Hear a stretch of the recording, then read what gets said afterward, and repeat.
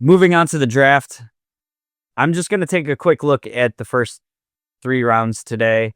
I want to give myself a little bit more time with the later round prospects that I didn't spend as much time with in the pre-draft process. Also, this whole radio show thing coming up, feeling like that needed to be talked about. So we'll get into it. And the first pick in the draft ends up being pick 30. It's Max Hairston out of Kentucky. Comes in 5'11", 183. I have heard that he's kind of up to 190 now. We'll see where that shakes out. But a guy that runs a 4.28 40. And this is a player that I don't know necessarily would have been my pick, but fills a position in a way that I was hoping that they did. And it's a guy that adds speed and athleticism to the back end of this defense. Something that I've been wanting to see for years, and I've talked about it a ton with the safety position, not as much at the cornerback position, but this scheme that McDermott and Babbage have been running, being so much about being able to do your job within the defense, and that being able to make up for not having supreme athletes, and the scheme being more important than the players. And I've wanted to see the marriage of, we can have that scheme, but let's also have elite athletes running that scheme, that when the scheme breaks down a little bit, you have the athleticism to make up for it. And I think that's what you're getting in Hairston. And one of the big conversations with him is around is he a great tackler? And I guess we'll see what it looks like at the NFL.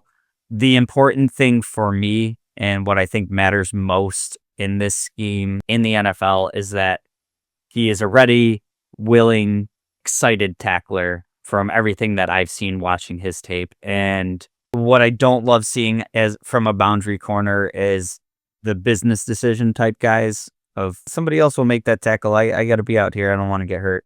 And for his eagerness to stick his head in there and make these tackles, you do want to see a little bit more weight. So I'm glad to see that he's already got a bit more weight on there. And as far as the pick itself, I was very vocal about my priority being defensive tackle, and I wanted that to be the first position taken, with the caveat of depending on how the board shakes out. And in this situation, could you have done some trade-up options? Sure, but there's a lot of needs that had to be addressed.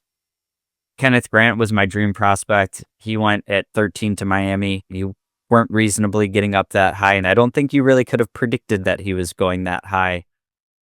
You saw Derek Carman go, you saw Walter Nolan go, and all of a sudden, these guys that were my first round targets were gone, and that's okay.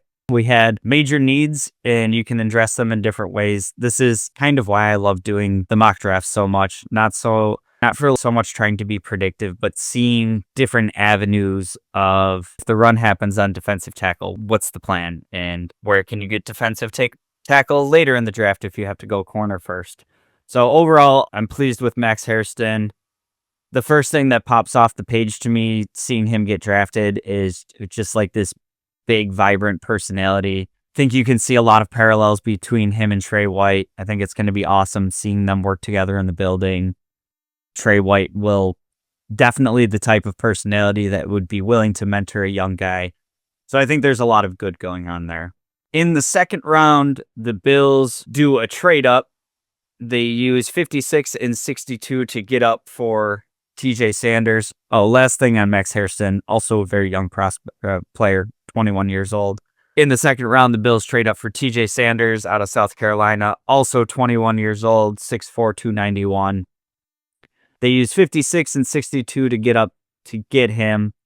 They also pick up a third-round pick in the process. And this is another pick that I'm very pleased with. It fills a need, defensive tackle being a huge need.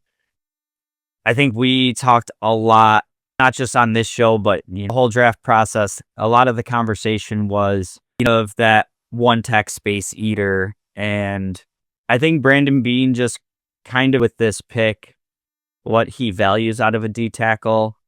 And I think with this pick, he's saying, like, Peter is great, but it's a passing league. We want a guy that can get after the quarterback.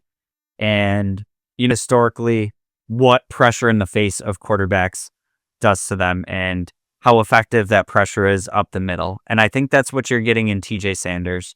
A little bit of a smaller guy, again, same weight range as Ed Oliver, but another guy that kind of at 3 tech can get after the passer. And when we're looking at what type of edge players we have, I think I see a path to this coming together very nicely. And that kind of takes us into the 3rd-round pick that we selected in Landon Jackson. Coming from Arkansas, he's 22 years old, 6'6", 280. If you've seen the clips of him in bags when he was a freshman, or I'm not sure if he was a freshman, it was earlier on, quite the glow up from a physical perspective. And I think this is a sneaky good pick. And he was mocked. This goes for Sanders too. A lot of mock drafts that I saw with both Sanders and Jackson being a pick for the Bills at pick 30. So you get them in round 2 and 3 respectively. I know mock drafts aren't the end all be all of anything, but you have to first kind of the value of what you're getting there. And I don't think Landon Jackson into Myles Garrett, like fame type player. But what I do think he gives you, I think from day one, he's going to be great in the run game. He's physical dude. He's got a motor. He does a very good job keeping his contain, the edge on run plays. And for a lot of people out there, myself included, that really hate seeing the Bills constantly get gashed in the run game, I think this is a guy that immediately improves your run defense, especially if you're talking about pairing him up with Groot on the other side.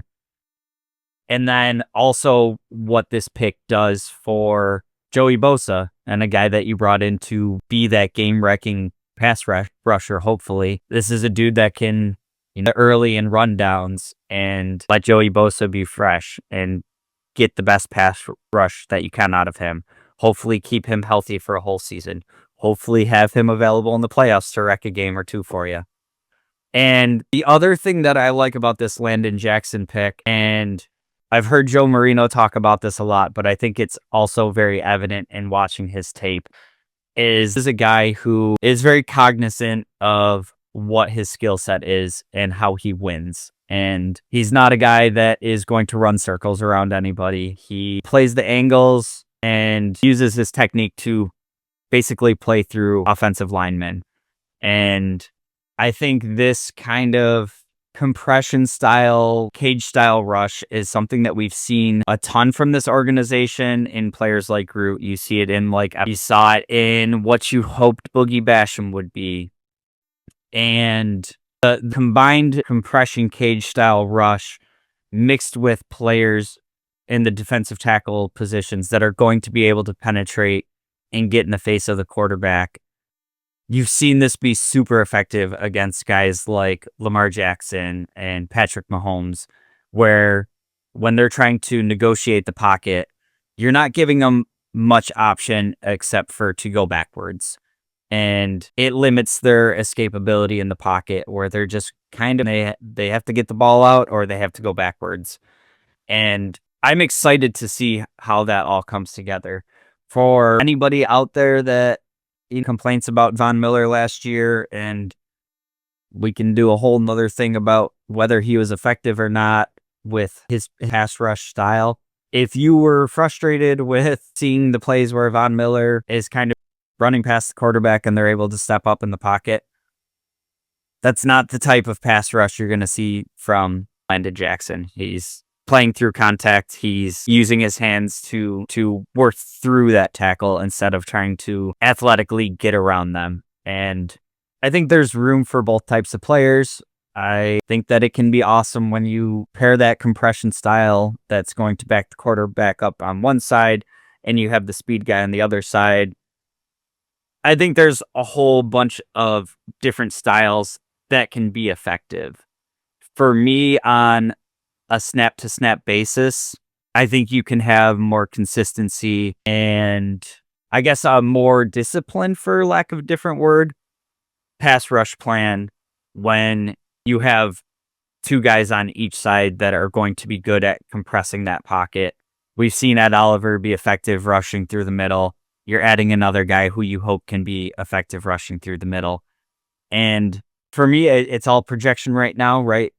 You hope that these guys being higher draft investments that you can kind of them in what you expect, but we all know the draft never works out that way.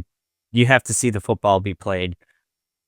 But as much as there's names and types and different things like that that I may have done differently than Beane, I at least see the vision. I can understand what the plan is. And for those first 3 picks, I loved the way that they attacked what my 3 biggest positions of need were. I think it attacked them with people that you can see a path to being long-term meaningful starters on this team. And I think it kind of got the job done for the must-haves early, which left the second half of the draft open to add guys that you think can impact in different ways. And really for 4 through 7, you're looking for depth, you're looking for special teams contributions, you're looking for future starters. I know we want every pick to be a stud home run pick, but it's just not the reality of how the draft works. Hoping to find some outliers that end up being awesome for you. And we'll get into this on next week's episode on how I think Beane was able to accomplish that in the second half of the draft. But I think the important thing for me is those first 3 rounds, there is an immediate path to these guys coming in, being able to get playing time and being able to make an impact with that playing time. And that is huge for me in all of the conversations that we have about needing rookies that can make an impact and this team not wanting to play rookies and all of those conversations. I think these 3 players are going to get meaningful reps. I think they're going to get them early. I think they're going to get them often. And we can kind of some of those narratives to bed.